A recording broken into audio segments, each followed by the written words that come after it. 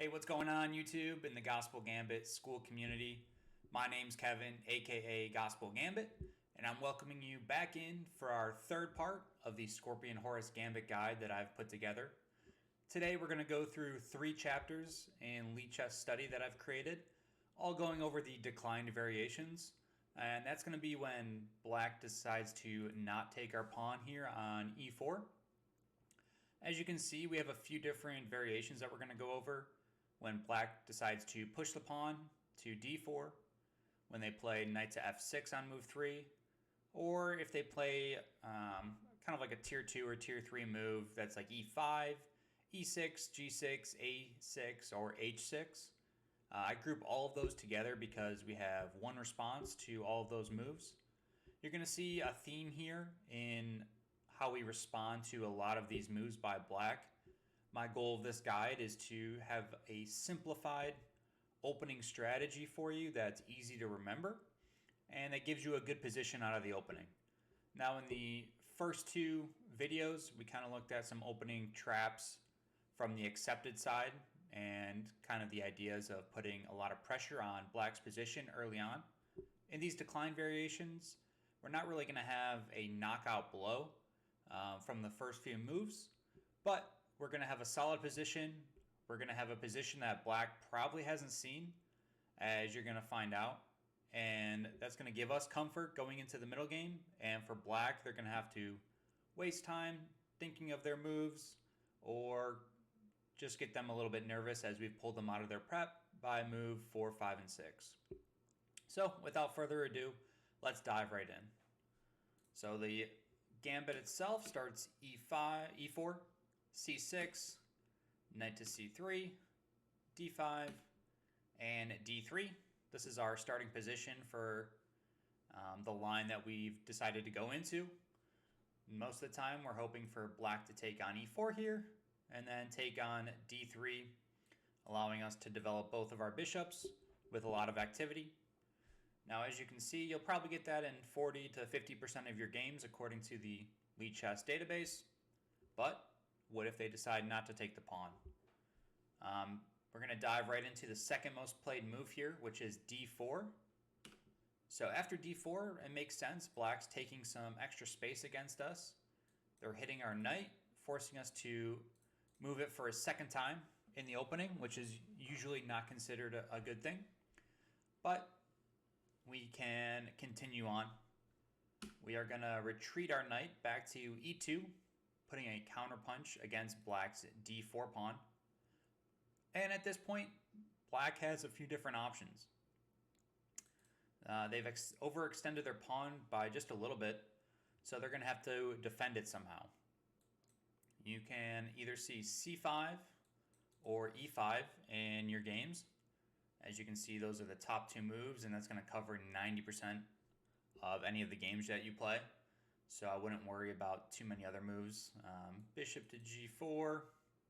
And we could play f3 or even just develop our knight here to f3. So let's just dive in. I have the main line, we'll say, which you'll see 6 out of 10 times, is e5. And you're going to see a theme here in most of these chapters with chapter 4 and chapter 6. So after e5, if you turn on the engine and let it run a little bit, we have, let's say, 5 different moves that we could choose from here. Actually, 3 different moves. We could go with g3, knight f3 has a few different lines, and f4. All of them are relatively similar in evaluation. This is a depth 30 at the moment. I've decided to go with f4. And you're going to see this with a lot of our responses to the decline variation from Black. f4, we're striking right in the middle again. If Black decides to take on f4, we have 2 pieces that are able to capture it right away, further developing either our bishop, our knight. It gives us a half-open file here on the f file, as later we're going to develop our knight to f3, bring our bishop out to e2 and castle, and we're going to have a rook staring down a happy half-open file. So in one of those variations, if, let's say, Black takes the pawn, which They don't do too often, but it is the top move according to the engine. Any other move by black is considered to give us equality or even a slight advantage. And as you can see here, only 10% of games does black choose to take this pawn. Let's say they do take. Now the computer likes to either take with the knight, or you can develop your knight to f3. This is kind of similar to a Caro-Kann from we're almost playing it from the white side of the pieces. If you know the advanced Caro-Kann a bit, after white pushes, black has this move c5, and we can get a similar position looking like this, just flip-flopped on the other colors. Now I do recommend you just play knight to f3. Now we have a double attack on this d pawn. This pawn is still hanging by black, and it develops another piece while also defending any interesting queen checks that black might be considering. And from here, black could play c5, further to locking down the d4 pawn. And from here, we take back with our knight, and black might just develop naturally. As you can tell, black and white, we have an equal position, if not a slight advantage coming out of the opening here. Our bishop might go to d2. We have ideas of pushing this e-pawn to disrupt black's knight on f6 at some point. Our queen is going to want to come over to e1 here, and then g3. And as you see, we're just going to have 5 to 6 pieces attacking black's king if they end up going kingside, which they're pretty much forced to do at this point. Their pawns in front of the queen side have been pushed and are overextended. We have ideas of undermining this pawn chain, whether with c3, b4, and even a4, a5. But the main idea is that you're going to have so many pieces here on the king side to bring into the attack that we're going to be able to create some ideas and some difficulties for black at defending. As you can kind of see here, I did a little bit of tabbing through the computer line, and I ended it right here after, let's say, queen to g3. As you can see, like I said, we have 5 pieces here sitting on the board versus 1, 2, maybe 3 if you want to count that knight. We have ideas of getting our second rook in the game. It can get in a lot quicker than black's rook. Their light squared bishop is a little bit out of play here. It doesn't really know where it wants to go. It just wants to develop it here, but we have some ideas of attacking it or disrupting it with our rook and knight possibly ganging up on it. So that's kind of the variation for if black defends with e5. So remember, all of these studies are available for you guys. They're going to be in the description of the YouTube video, as well as in the classroom link on Skool Games. You can find it there.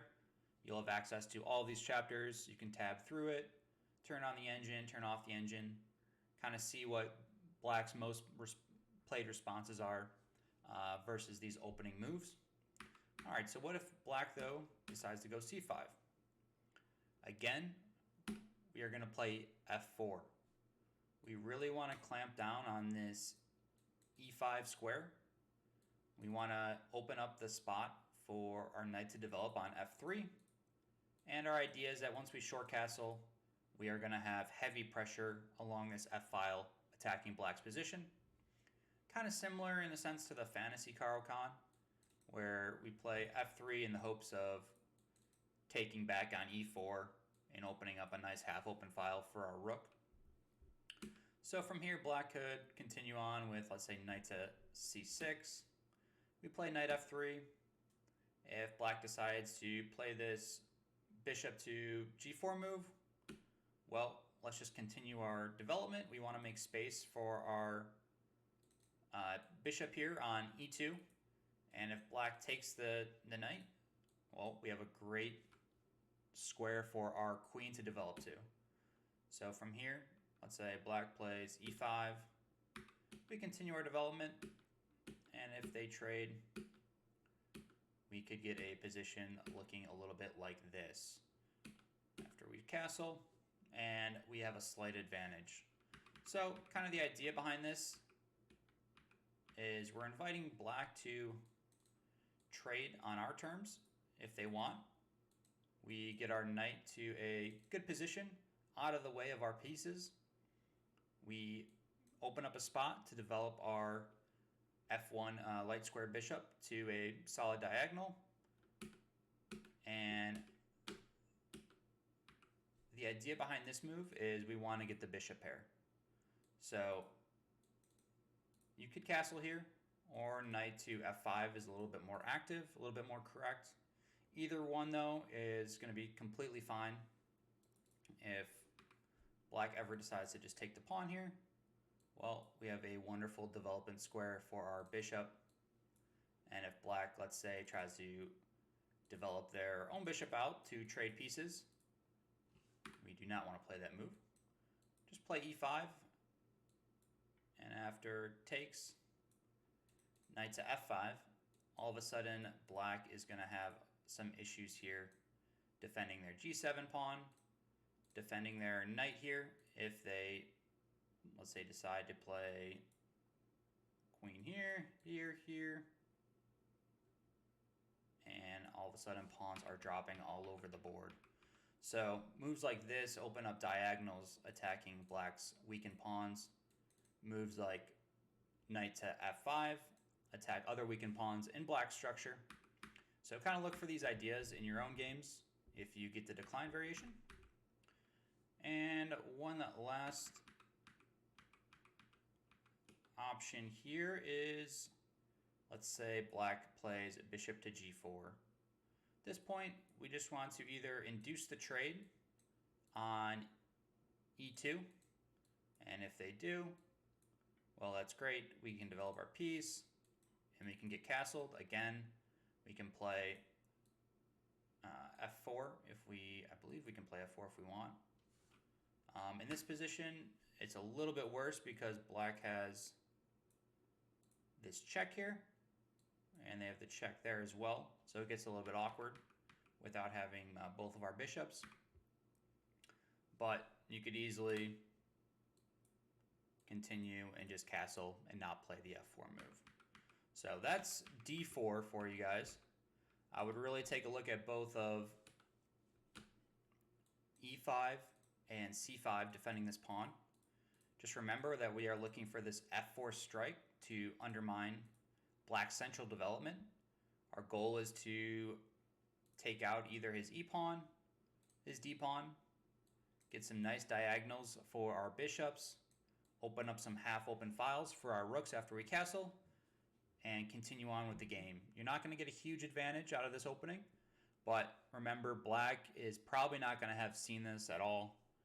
First off, this opening itself is very low in playability from the white side, so black's not going to have these lines studied too often. So look for some tactical ideas there in the beginning. If we jump over to chapter 5,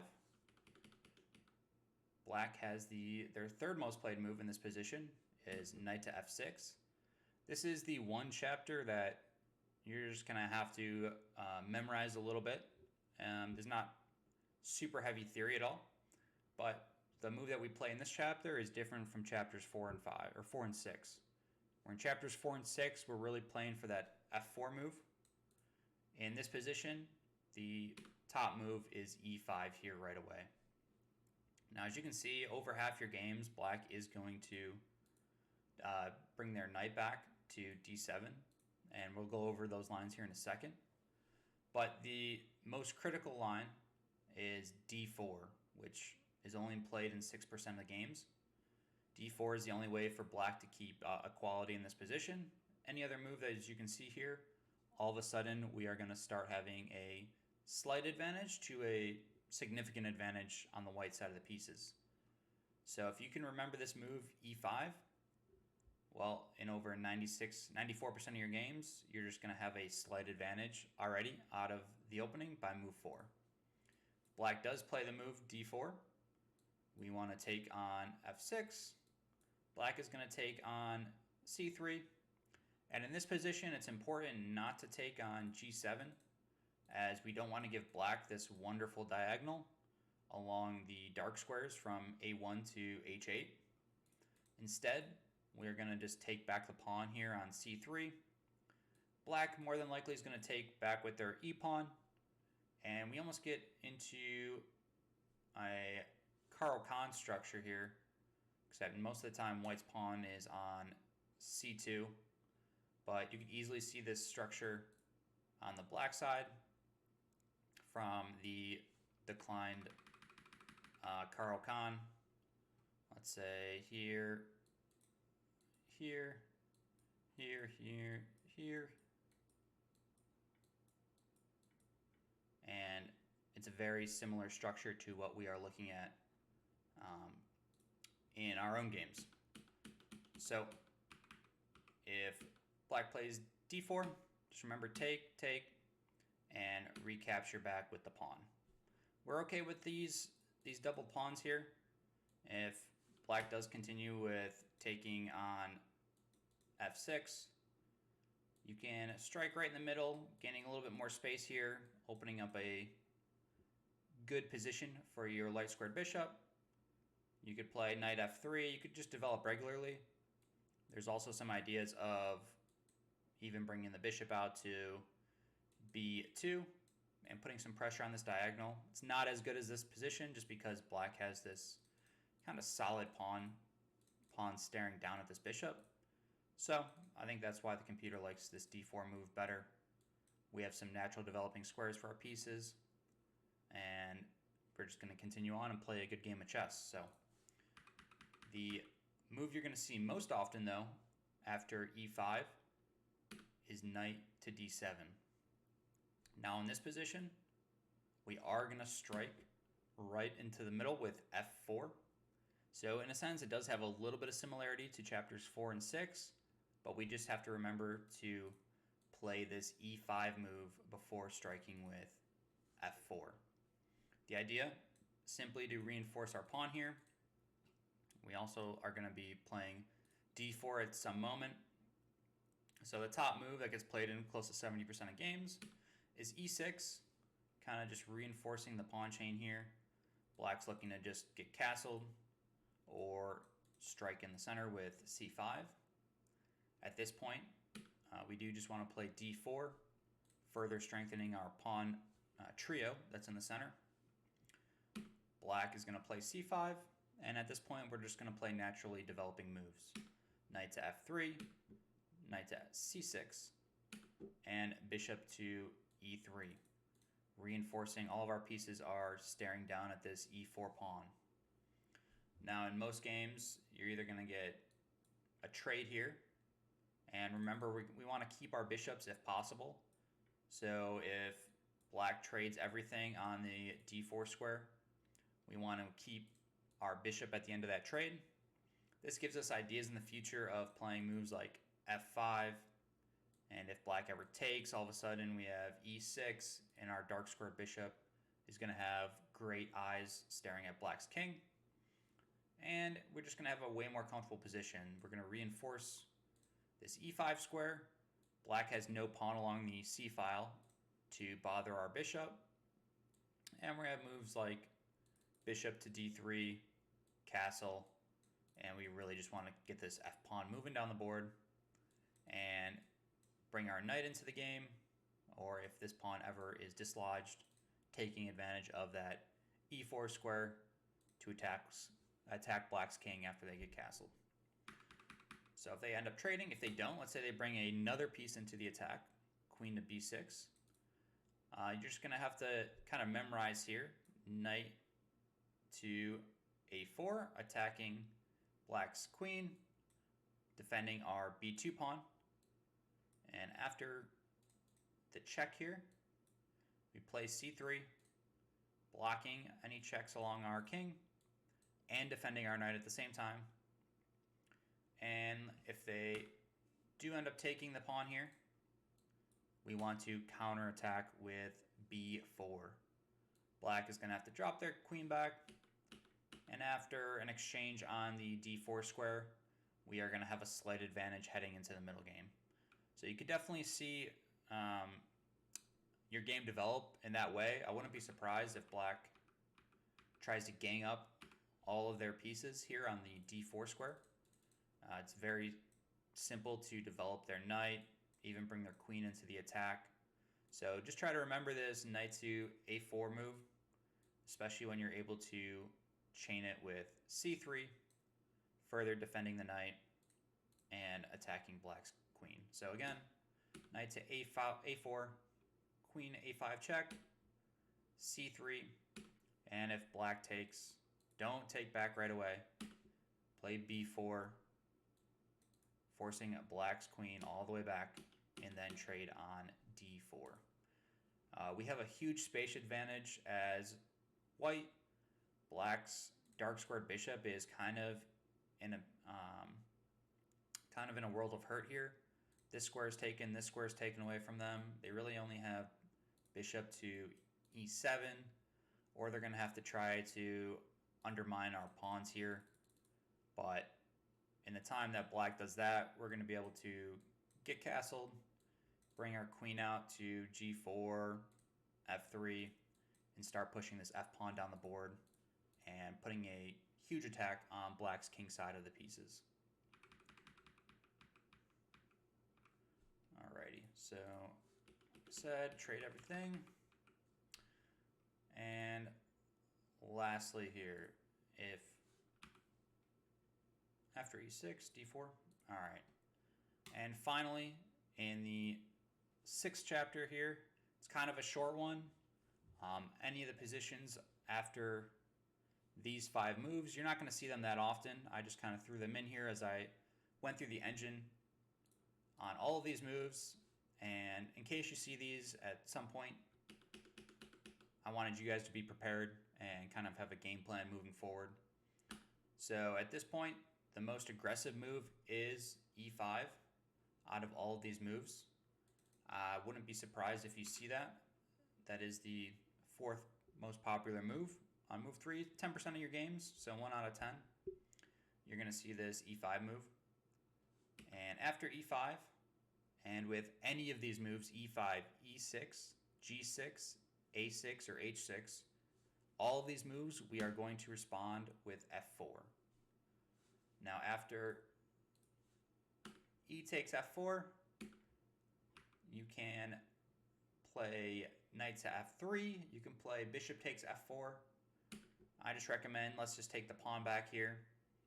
And if black now pushes their d-pawn, well, we know what our game plan is. We retreat our knight back to e2. Black continues with strengthening their center.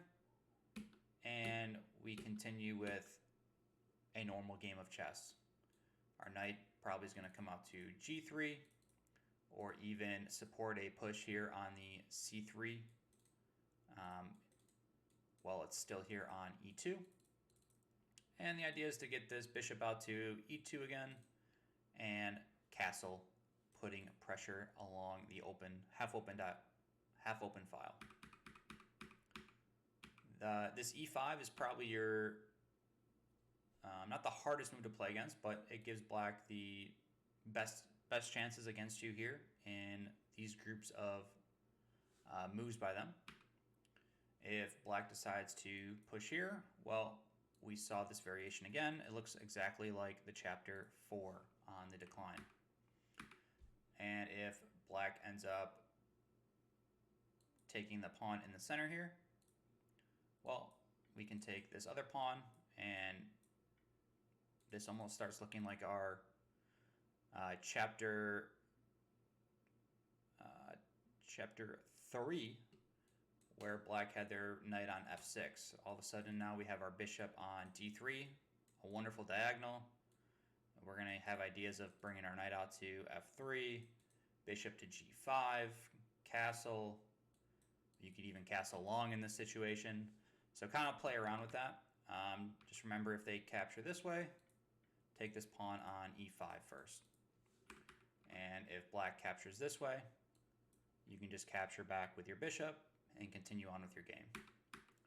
And lastly, if black pushes, go back and check chapter 4 for what we talked about in that chapter. Alright, so if black plays h6, we simply just play f4. As you can see, it's one of the top 3 moves. If black plays a6, f4, the second most played move. e6, we can play f4 again. And g6, f4 again. So pretty much I'm trying to simplify the ideas of the decline for you guys. In almost all 3 of these chapters, we're going to be playing f4 at some point early on in the game. I know usually that's a scary thought, as we're not supposed to be pushing our f-pawn in most openings, but in a lot of these openings, black is going to have a pawn on d4, meaning that black is not going to be able to attack our king once we get castled here.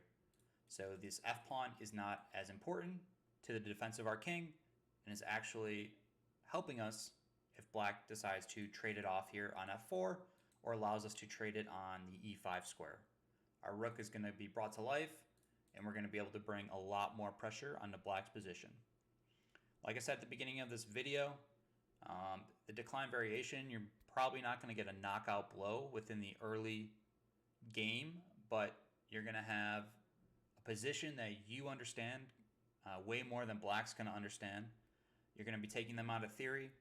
You're going to have a simplified game plan of getting all your pieces out and already having a strong attack on black's king side. A lot of our pieces end up on the king side, whether that's our knight and dark squared bishop, our rook on the open, half-open f-file, and our queen having access to a few different squares here on the king side as well. Play around with this Lichess study, guys. If you like this 3-part guide that I did, we're going to be having more of these guides come out in the future. Join our Skool community. That's skool.com. When you get there, search for Gospel Gambit Chess. It's totally free to sign up. Join the community of like-minded chess individuals, all trying to just improve our game together. I'm going to have more of these 2, 3, 4-part series on opening guides of the openings that I personally recommend. You can find the entire list of those openings in the Skool community under the Classrooms tab. If you guys have any questions, please leave a comment down in the video. Like, subscribe, share the video. It would be much appreciated. And have a great day, guys.